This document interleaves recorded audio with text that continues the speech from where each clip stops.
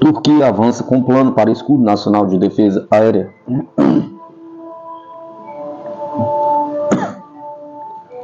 A Turquia finalizou os principais planos para seu sistema de defesa aérea Çelik Kuvvet Stealth Dome, um projeto desenvolvido para melhorar a segurança do espaço aéreo do país com capacidade de defesa avançadas e multicamadas.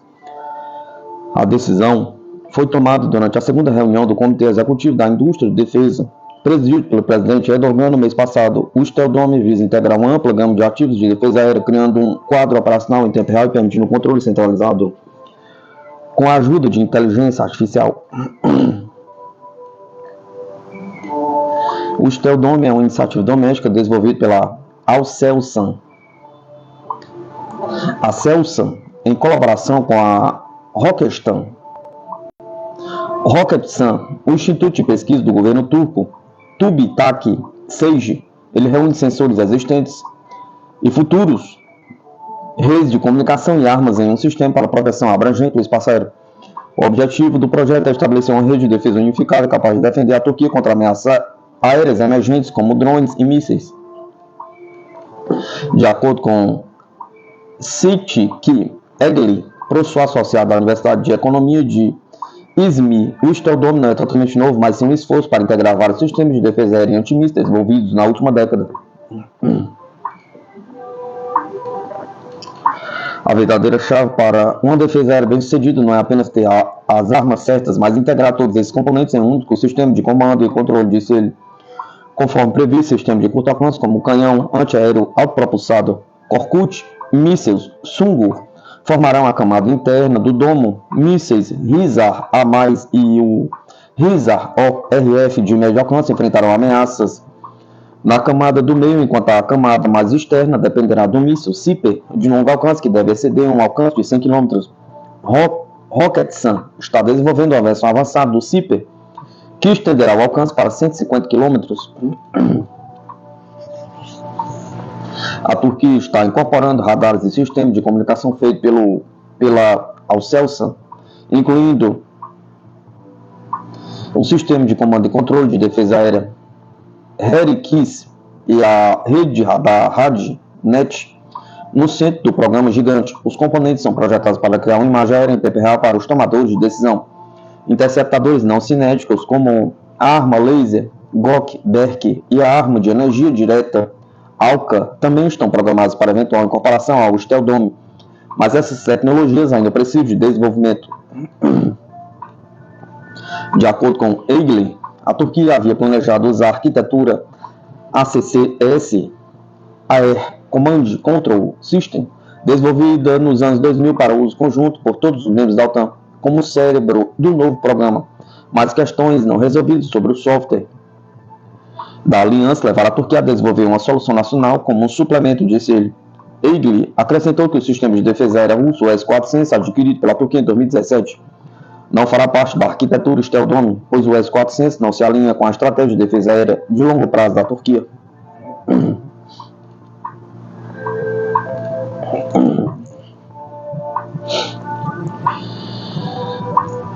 Rússia revoluciona ao apresentar o míssil 9M-134 do sistema Kornet no Fórum do Exército 2024, nova tecnologia militar com capacidades variáveis no campo de batalha.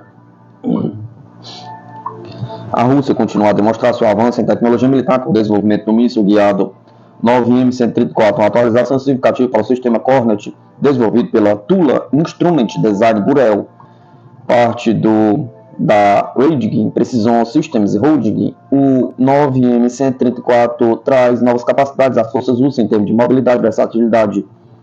Este míssil não apenas oferece maior poder de fogo ao exército, como também melhora a portabilidade em zonas de combate, consolidando-se como uma solução estratégica para ambientes de alta intensidade.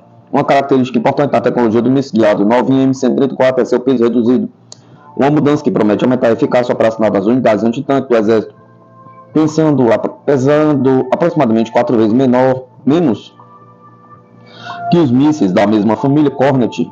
Essa nova versão permite que as equipes no campo de batalha carreguem mais munição, aumentando sua mobilidade e capacidade de resposta em combates rápidos e dinâmicos.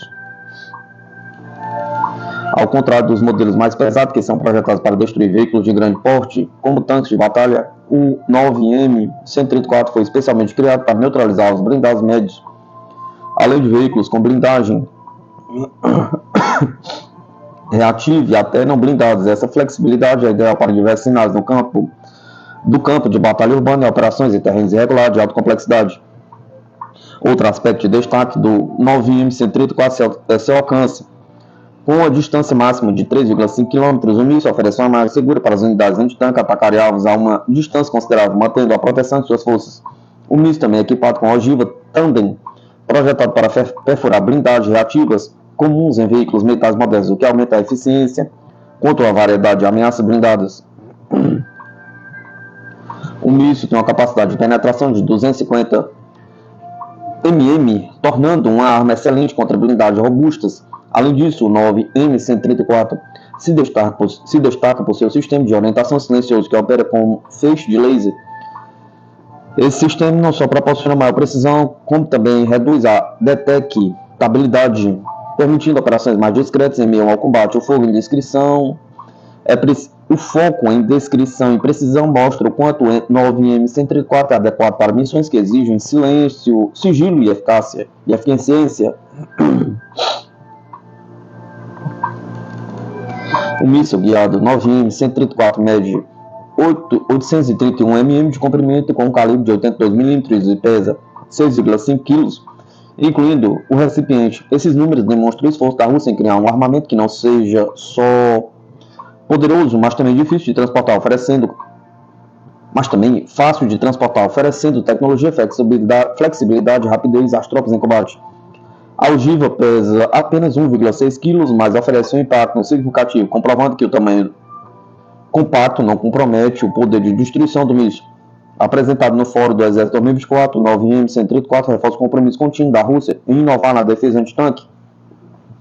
Ao focar no desenvolvimento de armamentos mais leves e portáteis, a Rússia busca garantir que suas forças mantenham a capacidade de combate em diversos cenários, sem abrir mão da força necessária para enfrentar ameaças modernas.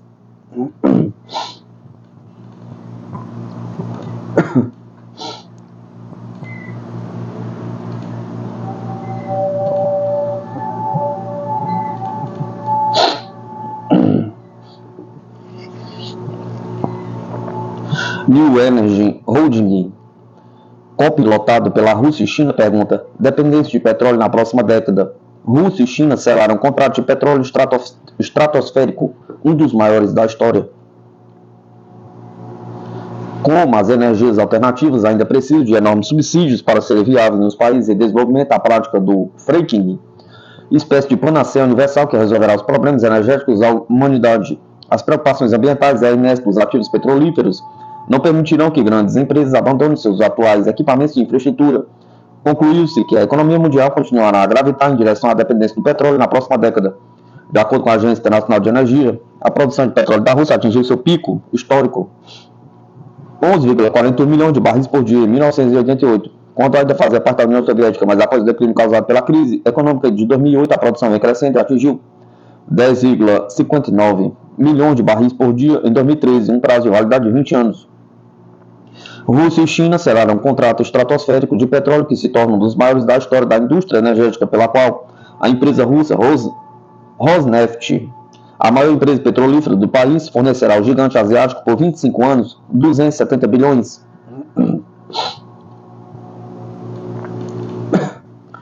Isso somado ao mega contrato de gás assinado pela Rússia Gazprom e pela chinesa CNPC, que fornecerá 38 mil metros cúbicos de gás natural ao país asiático por um valor aproximado de 400 bilhões e com duração de 30 anos através do gasoduto Sibiri, a Força Siberiana, estabeleceria as bases econômicas da União Euroasiática, que iniciou seus trabalhos em 1º de janeiro de 2015 como uma alternativa econômica e militar ao projeto norte-americano de criação de uma parceria transpacífica, TPP, na sigla em inglês. Em relação à Venezuela, segundo o relatório da OPEP, a produção de petróleo bruto no primeiro trimestre de 2024 teria subido para quase 900 mil BPD, aumento de 4,28% em relação a 2023. Barris de petróleo por dia, BPD, e as exportações aumentaram 7,4% para atingir 27,6 milhões de barris. A Venezuela teria assinado um acordo pela qual a empresa petroquímica estatal chinesa Sinopec investirá 14 bilhões para atingir uma produção diária de petróleo em 200 mil barris por dia de petróleo bruto na faixa de petróleo de Orinoco, considerado o campo de petróleo mais abundante do mundo. A empresa nacional de hidrocarbonetos, PDVSA, estaria em negociações com a russa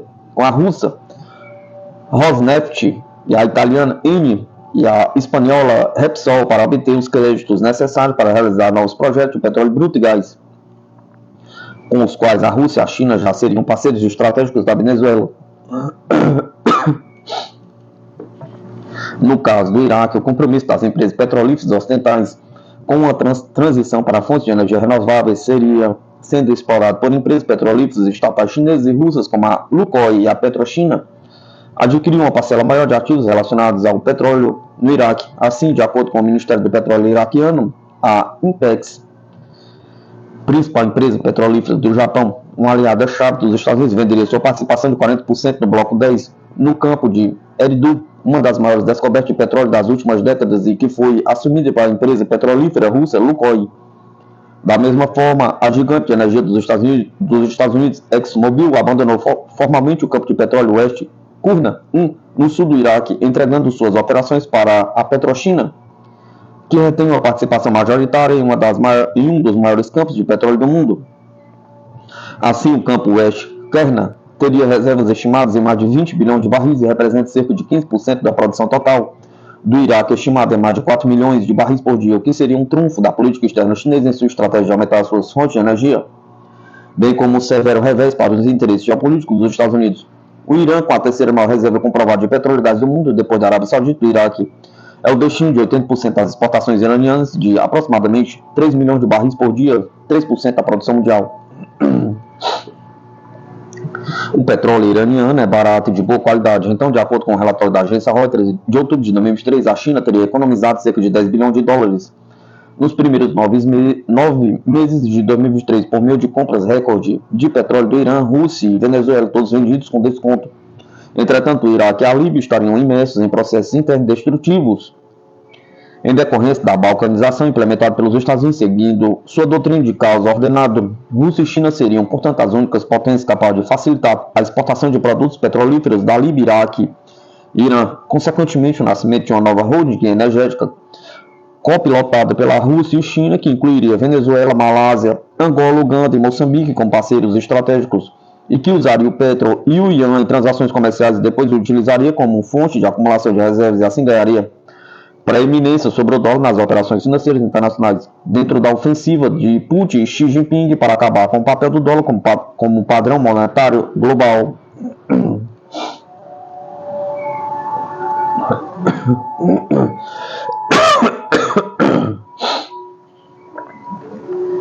Fragata russa lança míssil de cruzeiro Calibre durante exercícios estratégicos Oceano 2024. O Ministério da Defesa da Rússia divulgou um vídeo do lançamento de um míssil de cruzeiro Calibre a partir da fragata da Frota do Norte Admiral Golovko. Mais cedo, na terça-feira, 10 de nove de 2024, o Ministério informou que a fragata realizou o lançamento de Calibre em um alvo marítimo a uma distância de 200 km a partir do Mar do Barents. No âmbito do exercício Oceano 2024, a entidade militar anunciou ontem o início do exercício estratégico planejado Oceano 2024, que durará até 16 de setembro, inclusive das manobras que ocorrem nas áreas marítimas dos oceanos Pacífico e Ártico e mares Mediterrâneo, Cáspio e Báltico. Participaram mais de 400 navios de guerra, submarinos e embarcações de apoio da frota, mais de 120 aeronaves e helicópteros da aviação naval, da Marinha e da Força Aeroespacial da Rússia, cerca de 7 mil armas, equipamentos militares especiais, bem como mais de 90 mil soldados. Os mísseis de cruzeiro Calibre são uma das munições mais eficazes usadas pelos navios de superfície submarinos russos. Estes mísseis ficaram conhecidos durante a operação na Síria. O primeiro uso em combate dos sistemas Calibre aconteceu em 7 de outubro de 2015, quando navios da flotilha do Cáspio dispararam mísseis contra alvos no território sírio a mais de 1.500 km de distância.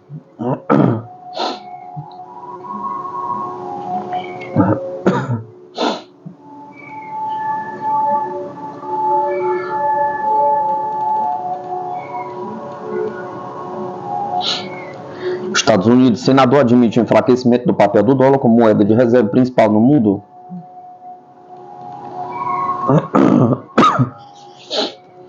O senador dos Estados Unidos, Ron Johnson, afirmou nesta terça-feira, 10/9/2024, que o ano de 2023 viu o enfraquecimento do papel do dólar norte-americano como a principal moeda de reserva devido às sanções impostas a Moscou por conta da operação militar especial na Ucrânia.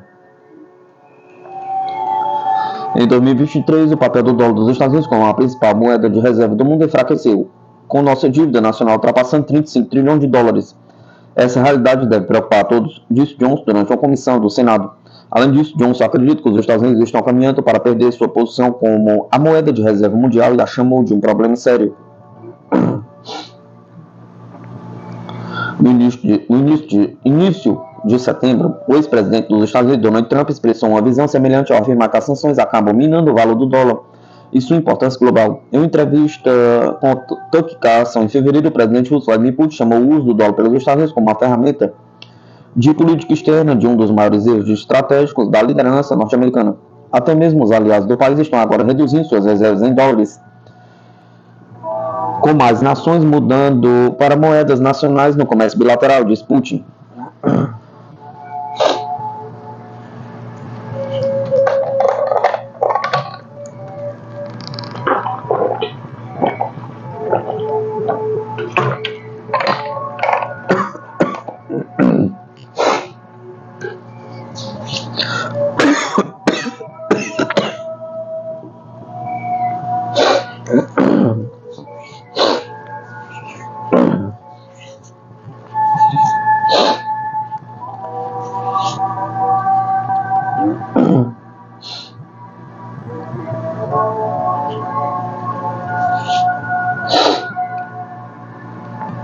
Especialista militar sugere qual será o resultado da vitória russa na Ucrânia para o Ocidente.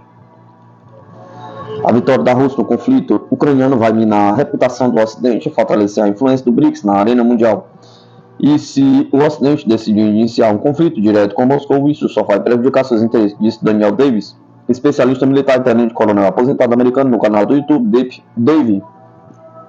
Imagine o resultado de uma vitória militar da Rússia no conflito ucraniano, que agora é bastante possível. Isso afetará significativamente a imagem da Rússia e fará com que mais países queiram se juntar ao BRICS para se separar do mundo ocidental. Isto porque o Ocidente vai parecer mais fraco e mais inseguro aos seus olhos.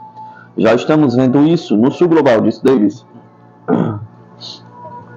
De acordo com o especialista militar, o desejo de escalada do conflito com a Rússia não vai melhorar a situação para o Ocidente. Se alguém acha que podemos vencer se continuarmos a permitir o uso de armas de longo alcance ou se entrarmos em guerra direta com a Rússia, isso, na verdade, apenas vai prejudicar seriamente nossos interesses, alertou ele, lembrando do perigo de uma escalada nuclear. Anteriormente, o Ministério das Relações Exteriores da Rússia observou que os Estados Unidos, armando a Ucrânia, considerando a possibilidade de usar armas americanas de longo alcance para atingir o território russo, estão pressionando Kiev a cometer provocações, provocando o risco de um conflito mais amplo.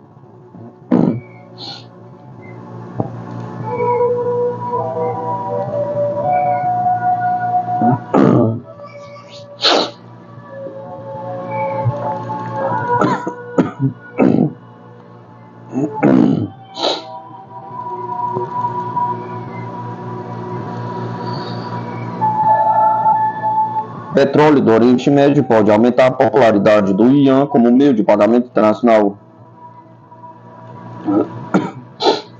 No contexto de desdolarização global, o desenvolvimento do comércio de petróleo entre os países árabes e a China pode ativar essa tendência, opinam especialistas.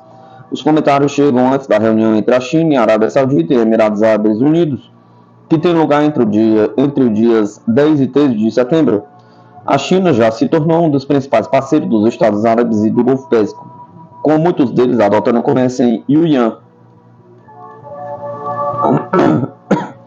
Wang Zimi, diretor do Instituto de Globalização e Modernização da China, da Universidade de Economia e Comércio Exterior Chinesa, disse que a expansão do uso do yuan para o comércio energético com os países do Oriente Médio é um processo gradual de longo prazo que requer reformas graduais e a escolha livre do mercado. Porém, ele acredita que por causa de suas relações com os Estados Unidos, esse processo vai enfrentar obstáculos. Nos últimos anos, houve uma clara tendência de desvalorização no Oriente Médio.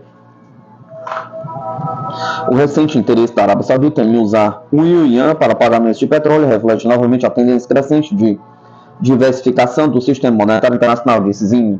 Diversificação, de acordo com ele, é uma tendência do desenvolvimento do mundo moderno, com a posição chinesa crescente no cenário mundial. Nesse sentido, acredito que qualquer país terá de se adaptar ao desenvolvimento da diversidade, pois essa tendência é inevitável e não pode ser interrompida. Nikita Maslenikov, especialista do Centro de Tecnologias Políticas, prevê um crescimento gradual da participação do yuan nas transações internacionais, dizendo que até o final da década a participação da moeda chinesa pode chegar a 7 ou 8%, apesar da pressão de outras partes do mercado global. Ademais, a Arábia Saudita pretende participar em um sistema de pagamentos do BRICS, que cedo ou tarde vai surgir. Obviamente, os Estados Unidos estão preocupados com a crescente participação do yuan no comércio internacional, pois isso significa o fim da era do petrodólar.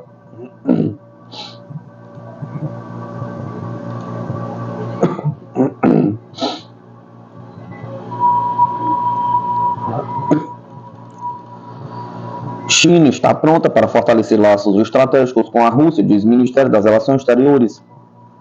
A China está pronta para fortalecer os laços estratégicos com a Rússia e enriquecer o conteúdo estratégico das relações sino-russas, disse o ministro das Relações Exteriores chinês Wang Yi. Em uma reunião com o secretário do Conselho de Segurança da Rússia, Sergei Shoigu, em São Petersburgo, a China está pronta para fortalecer os laços estratégicos com a Rússia, implementar plenamente o papel do mecanismo de consulta sino-russo sobre segurança estratégica e mecanismo de reuniões de altos representantes dos países do BRICS sobre questões de segurança e também para enriquecer constantemente o conteúdo estratégico das relações sino-russas, disse Wang Yi, citado pela chancelaria chinesa. Ele também observou que, apesar das mudanças sem precedentes nos últimos 100 anos, as relações sino-russas têm mantido uma dinâmica de desenvolvimento estável e saudável. Ontem, Shoigu disse durante a 14ª reunião dos altos representantes do BRICS e BRICS+, sobre assuntos de segurança, que uma das principais áreas de seu trabalho é intensificar a cooperação com todos os países do sul global. Acredito que nas condições de mudanças fundamentais que estão ocorrendo no cenário mundial, essa interação é mais necessária do que nunca e é chamada a contribuir para a consolidação da maioria mundial. Apontou, segundo ele, os esforços de todos os países membros vão tornar o BRICS uma ferramenta importante para garantir o equilíbrio de interesses, consolidando a consolidação da paz, estabilidade e confiança mútua.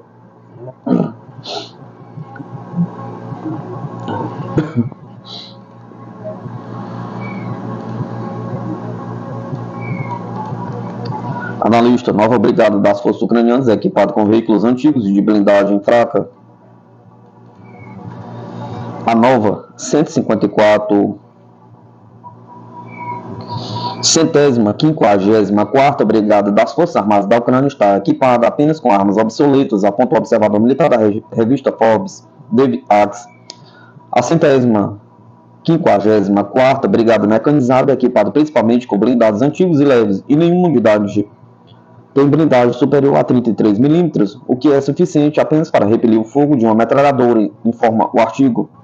Axe apontou que equipar novas brigadas das Forças Armadas da Ucrânia com armas antigas pode se tornar um problema sério para os ucranianos, uma vez que as unidades antigas com equipamentos melhores e novos serão retiradas do fronte durante as votações.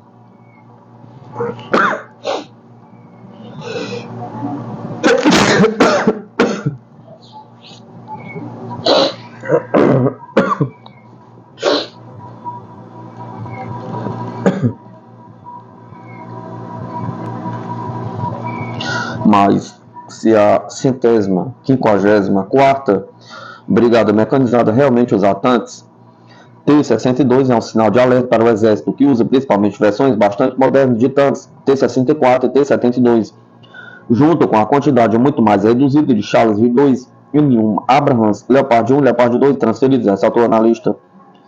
Ontem, Maria Zakharova, representante oficial da chancelaria russa, disse que os ataques de drones a Kiev contra o subúrbio de Moscou refletem o enfraquecimento de Kiev no campo de batalha.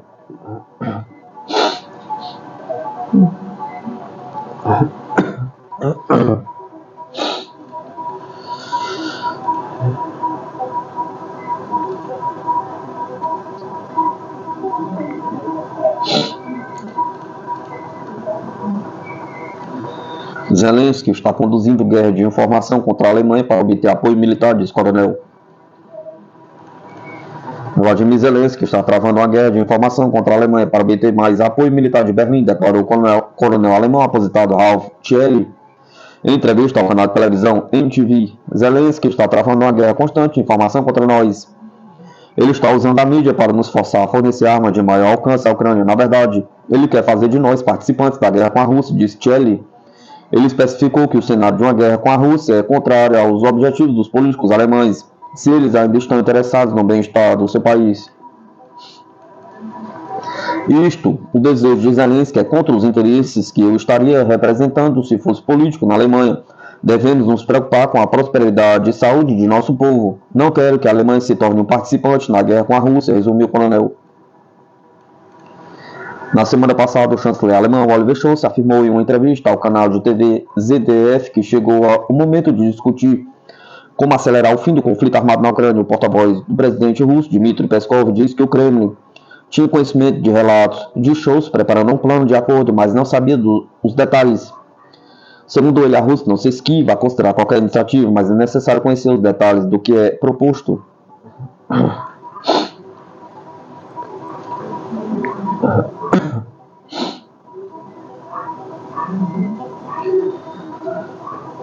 Os Estados Unidos planejam colocar pessoal militar em outros países da África após retirada do Níger, relata a mídia. Os Estados Unidos estão trabalhando em um plano para enviar seus militares anteriormente retirados do Níger para vários países africanos na costa atlântica, informou o The Wall Street Journal, admitindo que muitos países da África não vão aceitar nem mesmo a presença militar mínima dos Estados Unidos. Anteriormente, os Estados Unidos enfrentaram o problema de interromper a cooperação militar com o Chad e o Níger. Por iniciativa desses países, o ex-analista do Pentágono, tenente-coronel aposentado da Força Aérea dos Estados Unidos, Karen Kwiatkowski, comentando esses eventos, disse que essas medidas marcam o fim e o fracasso da política neocolonial dos Estados Unidos em relação à África.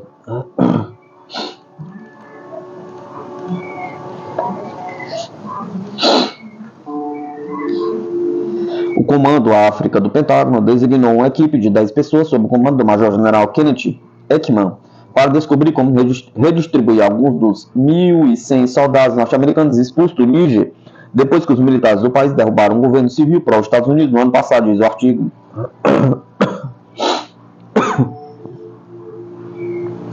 De acordo com o jornal, os Estados Unidos estão alocando 4 milhões para modernizar os aeroportos de Benin para acomodar seus helicópteros.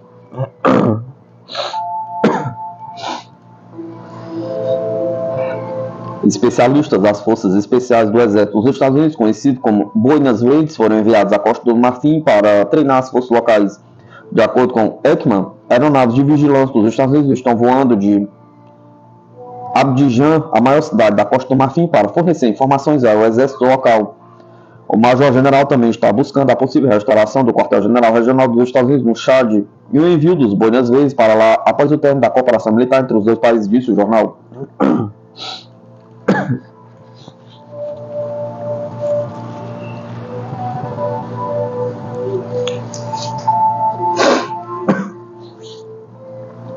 Ao mesmo tempo, Ekman acredita que é possível que os Estados Unidos consigam criar nesses países uma força antiterrorismo semelhante à que Washington tinha no Níger. Mesmo uma pequena pegada norte-americana é grande para muitos países africanos, disse um funcionário ocidental no Sahel ao jornal. Outra autoridade do governo de Gana disse ao jornal que o país não concorda com o aumento da presença dos Estados Unidos e não tem a intenção de buscar isso. Ekman disse também que a Nigéria gostaria de adquirir equipamentos militares dos Estados Unidos, mas não demonstrou nenhuma inclinação para aceitar tropas norte-americanas a longo prazo. Além disso, outro país ex-metrópole, a França, tem milhares de soldados que poderiam ser enviados a um país africano para intervenção militar em curto prazo, se necessário, apesar da redução dos contingentes franceses dos países africanos. Cito a autoridade francesa não identificada ao The Wall Street Journal. Além disso, ele observou que a França está atualmente transferindo seus instrutores para bases militares locais no Chad, Costa do Marfim, Gabão e Senegal, em meio a protestos do lado de fora das bases militares francesas na África Ocidental. Os manifestantes acusam a França de tentar seguir políticas neocoloniais. De 2021 a 2023, os militares chegaram ao poder em 3 países do Sahel, o Mali, Burkina Faso e Níger. Os novos governos começaram a repensar a política externa em suas relações com as antigas metrópoles dos Estados Unidos. As novas autoridades exigiram que os contingentes militares estrangeiros dos Estados Unidos e da França saíssem de seus países.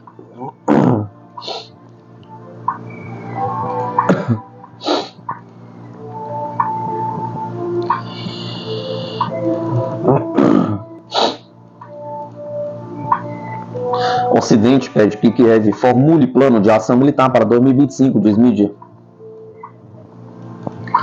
Os países ocidentais estão pedindo a Kiev que formule um plano de ação militar convincente para 2025, informou The Wall Street Journal, citando autoridades. A informação surgiu no âmbito de rumores de que o Ocidente pretende autorizar o uso de mísseis fornecidos à Ucrânia contra alvos no interior do território russo. Os Estados Unidos e os países europeus estão pressionando Kiev a formular um plano confiável sobre o que pode ser alcançado no próximo ano de guerra, diz o artigo. De acordo com o jornal, diplomatas europeus afirmaram que a Ucrânia precisa ser mais realista ao formular seus objetivos militares, para que as autoridades possam justificar de forma mais convincente aos eleitores a necessidade de gastar dinheiro com o conflito. Esses apelos, segundo o jornal, ocorrem em um cenário de declínio do apoio do público à ajuda a Kiev em vários países aliados, bem como da ofensiva das forças russas em Donbass. De acordo com as fontes, a próxima visita à Ucrânia do secretário de Estado dos Estados Unidos, Antony Blinken, e do ministro das Relações Exteriores da Inglaterra, Dave Lehman, tem como objetivo, em parte, discutir uma definição mais clara de vitória de Kiev e a assistência necessária para isso. A Rússia, por sua vez, diz repetidamente que o fornecimento de armas à Ucrânia impede o alcance de um acordo de paz e envolve diretamente os países da OTAN nas hostilidades. O ministro das Relações Exteriores da Rússia, Sergei Lavrov, afirmou que os Estados Unidos e a OTAN estão diretamente envolvidos no conflito, inclusive não apenas fornecendo armas, mas também treinando pessoal militar ucraniano no território da Inglaterra, Alemanha, Itália e outros países.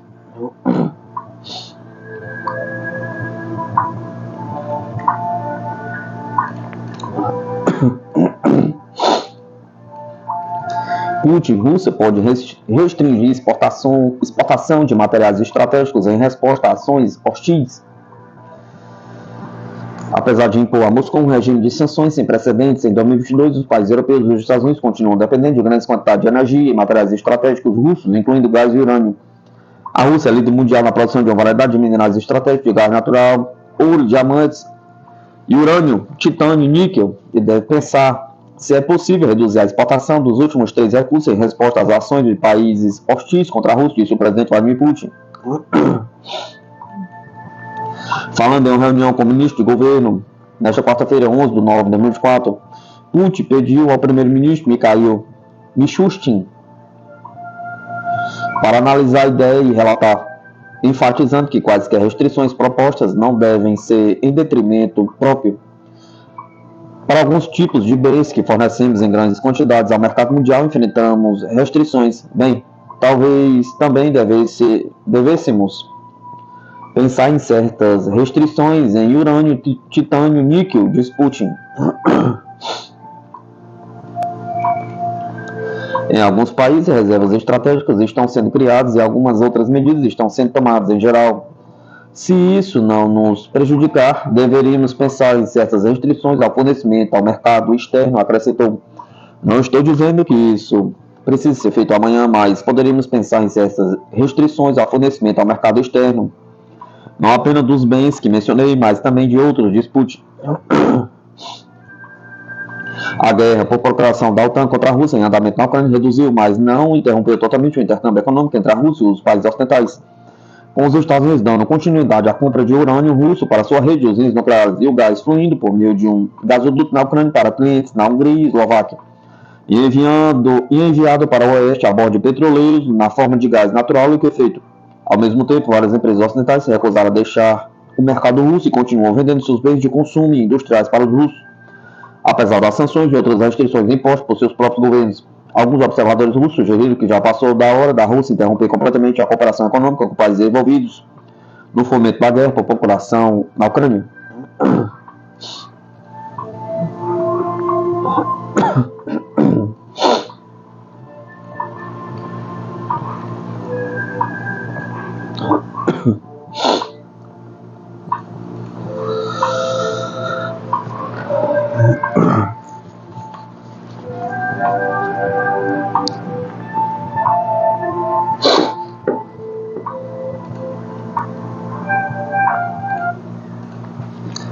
Coreia do Norte lança novo míssil balístico em direção ao Mar do Leste, diz Coreia do Sul.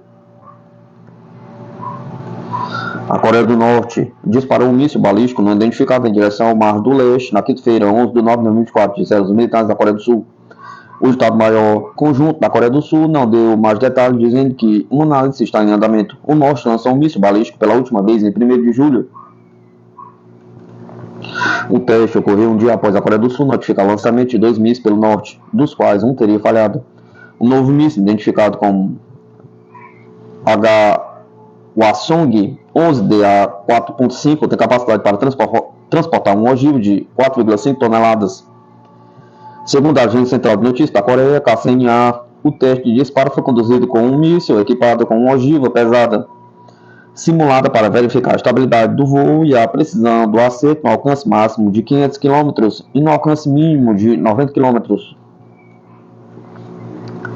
No início da semana, o líder da Coreia do Norte, Kim Jong-un, visitou o local da construção de uma nova base naval para dar vantagem estratégica a Pyongyang. No final do ano passado, ele ordenou que a indústria militar de fabricação de armas do país acelerasse ainda mais os preparativos para a guerra, diante do que ele caracterizou como atos inéditos, hostis contra o país por parte dos Estados Unidos e seus aliados regionais.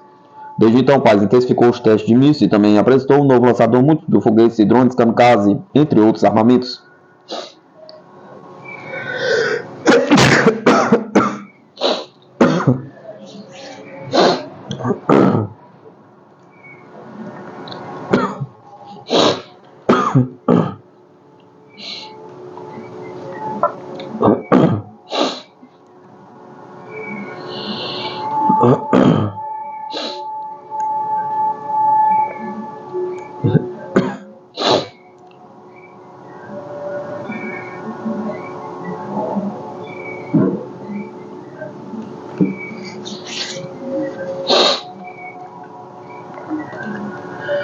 Chips Made in Brasil, setor de semicondutores investirá 25 bilhões de olho no mercado internacional. De olho na exportação de chips Made in Brasil, fabricantes nacionais de semicondutores anunciaram nesta quarta-feira investimento de 24,8 bilhões em pesquisa e desenvolvimento, aumentando a capacidade produtiva e expansão de fábricas. O anúncio foi feito pela Associação Brasileira da Indústria de Semicondutores, ABSEMI, em um evento com o presidente Luiz Inácio Lula da Silva, ministros e integrantes do Ministério do Desenvolvimento, Indústria, Comércio e Serviços no Palácio do Planalto em Brasília. Na ocasião, foi detalhado em conjunto de ações e investimentos da Missão 4 da Nova Indústria Brasil, NIB. Segundo Lula, a soma desses investimentos dos recursos alocados pelo setor público injetará 186,6 bilhões no setor até 2035. Hoje, na cerimônia da Nova Indústria Brasil, anunciamos investimentos públicos e privados de 186,6 bilhões em setores da indústria digital até 2035. O PIB da economia digital brasileira gira em torno de 10% e podemos fazer mais. Esse é um passo importante para o país, escreveu Lula nas redes sociais. Desse total, 42,2 bilhões já foram alocados pelo setor público e outros 58,7 bilhões serão direcionados a partir de agora. Da parte do setor produtivo, os investimentos a serem anunciados somam 85,7 bilhões. Durante a cerimônia, o presidente Lula sancionou a lei que cria o Programa Brasil Semicon e atualiza o Programa de Apoio ao Desenvolvimento Tecnológico da Indústria de Semicondutores. A lei prevê incentivos de 7 bilhões ao ano, incluindo, além de chips, estímulo à produção de painéis solares e eletrônicos. Lançado mais cedo no Palácio do Planalto, tem como desafio fortalecer as cadeias produtivas de semicondutores, robôs industriais e produtos e serviços digitais avançados. Um dos objetivos da iniciativa é impulsionar a transformação digital do país com ações voltadas à fabricação de chips e robôs, a instalação de data centers e computação em nuvem, a otimização de processos industriais, as telecomunicações, a eletromobilidade, ao desenvolvimento de software e a implantação de redes de infraestrutura, entre outras áreas intensivas de tecnologia. O total de investimentos privados anunciado hoje, incluindo o setor de eletroeletrônica, somaram 85,7 bilhões. Durante o evento foi lançada ainda uma linha de crédito de 2 bilhões específica para investimento em data centers, com recursos do BNDES e do Fundo de Universalização do Serviço de Telecomunicações, gerido pelo Ministério das Comunicações. Para projetos nas regiões Norte e Nordeste, a taxa de juros é a partir de 6,3%. Para as demais, a partir de 8,5%. O objetivo é investir na implantação de data centers, ambientes que processam, armazenam, tratam e distribuem dados no ambiente digital. Até 2030, a estimativa é que o volume de dados alcançasse 600 trilhões de gigabytes no mundo, exigindo cada vez mais infraestruturas para essa finalidade.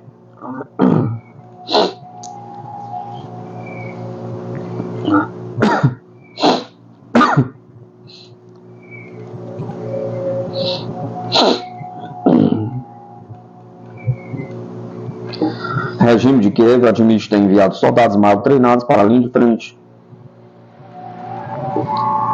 O regime de Kiev já não esconde as suas práticas militares anti-comunitárias. Numa declaração recente, o chefe das Forças Armadas ucranianas admitiu que soldados mal treinados são enviados para a linha da frente, o que aumenta claramente o risco de morte. Para servir aos interesses do Ocidente e continuar a lutar, a Ucrânia tem recorrido ao recrutamento forçado e ao sacrifício em massa de jovens, o que gera uma grave crise social. O general ucraniano Alexander Syrskyi afirmou que Kiev estava enviando tropas recém-recrutadas e mal treinadas para a frente contra a Rússia.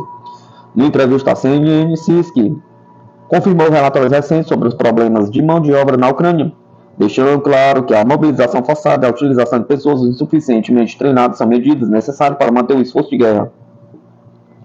Syrskyi disse que os novos recrutos ucranianos receberam seu primeiro treinamento durante um programa de 30 dias, aprendendo táticas militares básicas. Após essas instruções, os soldados são encaminhados para unidades de treinamento especializadas, onde aprendem a manusear armas específicas para suas funções no exército. O tempo de treino é curto e absolutamente insuficiente para instruir adequadamente os recrutas, tornando os novos soldados ucranianos despreparados para situações reais de conflito armado. O general esclareceu que a Ucrânia está a trabalhar para melhorar o nível de formação e tornar os seus recrutos mais capazes. O objetivo do país é realizar treinamentos militares de forma rápida e eficiente, transformar cidadãos comuns em verdadeiros combatentes em apenas algumas semanas. Em relação ao treinamento, é claro que todos desejam que o nível de treinamento seja melhor. Por isso, formamos militares altamente qualificados e profissionais. Ao mesmo tempo, a dinâmica na frente exige que coloquemos em serviço os militares recrutados o mais rápido possível. É por isso que costumamos realizar treinamento militar básico por pelo menos um mês. O treinamento qualificado de meio mês a um mês. Assim, os nossos soldados são treinados por um mês ou mais, até 2 meses. E agora nós concentramos principalmente no profissionalismo de nossos instrutores, na construção de nossa base de treinamento, em nosso centro de treinamento e no uso de escola de treinamento, onde os militares adquirem habilidades avançadas no domínio de armas e equipamentos relacionados, disse ele. Embora admitisse algumas práticas ucranianas, Syrskyi tentou parecer otimista à opinião pública ocidental. Afirmou que as atuais políticas de mobilização estão a fazer o suficiente para compensar as perdas na linha de frente, elogiando o infame trabalho do centro de recrutamento. Além disso, Syrskyi afirmou que o moral das tropas ucranianas está elevado, especialmente após a invasão de Kursk. Ele afirmou que as manobras ucranianas na indiscutível região russa foram eficazes para reforçar os soldados e fortalecer o desejo de vencer. Em geral, conseguimos manter as nossas capacidades de mobilização a nível adequado e garantir tanto a reposição das perdas como a formação de novas unidades. Ou seja, graças ao trabalho coordenado de todas as autoridades estatais, órgãos militares, principalmente centros de recrutamento territoriais, mantemos estes níveis de desempenho, garantindo o reabastecimento das nossas unidades militares. A questão do moral é uma área muito importante do nosso trabalho. E claro, estamos novamente a falar da Operação Kursk. Este foi um fato que melhorou significativamente a moral, não só dos militares, mas de toda a população ucraniana. Ou seja, foi e ainda é um incentivo que elevou o moral dos nossos militares e o seu desejo de vencer.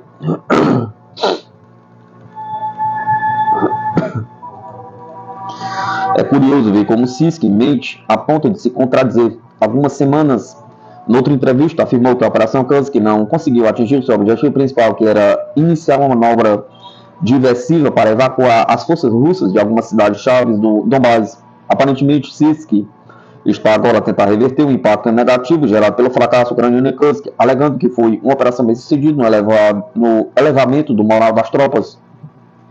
Além disso, deve ser enfatizado que Syrskyi está deliberadamente a tentar enganar o público. Não é apenas que o Não é possível que o moral ucraniano esteja a ser elevado por Kursk simplesmente porque a operação é uma catástrofe. Com milhares de soldados ucranianos já tendo morrido em vão, muitos desses soldados eram precisamente aqueles recrutas mal treinados que foram levados despreparadamente para o fronte.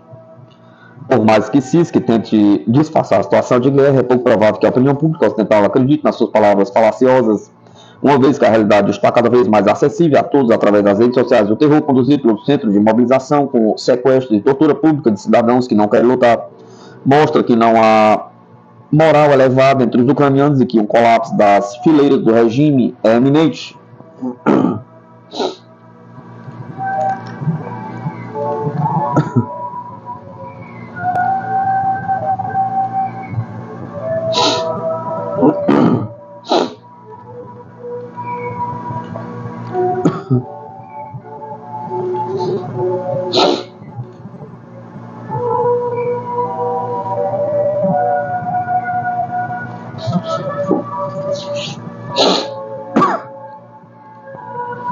Estados Unidos implantam sistemas de foguete HIMARS M142 na América do Sul e fortalece presença militar na região.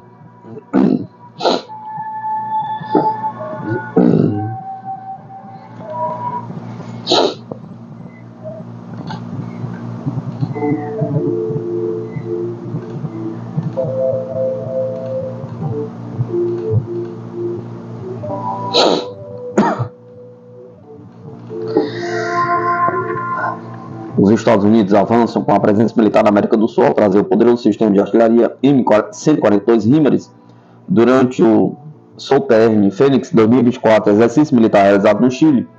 O exército dos Estados Unidos testou o HIMARS pela primeira vez em solo sul-americano, em uma manobra que reforça a capacidade militar norte-americana no continente, segundo informações do site Zona Militar. O Southern Phoenix 2024, realizado no deserto do Atacama, no Chile, entre os dias 27 de agosto e 5 de setembro, teve como ponto alto o teste do sistema de artilharia HIMARS, uma das armas mais modernas e poderosas do arsenal norte-americano, que pode atingir alvos e até 499 km de distância. Vale destacar que a manobra contou também com a participação da Argentina.